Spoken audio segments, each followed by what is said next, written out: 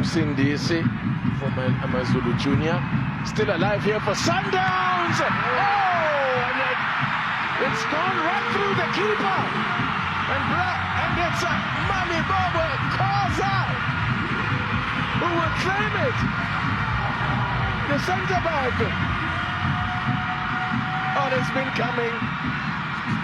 It's been total domination from Mamelodi Sundowns. And 20 minutes into it, they make the breakthrough.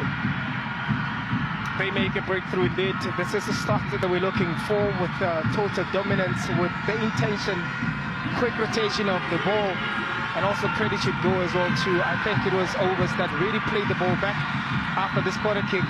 You look at them there, Pasadin, with a very nice in-swing. Of course, Grant, the ball went just outside of the game. You thought maybe it was dead, and then Overs bring it back. It found Khoza just being free there. Normally you'd expect Khoza to be the one on the header, but he's the one that using his feet. Gallats unable to clear that lines. Yeah.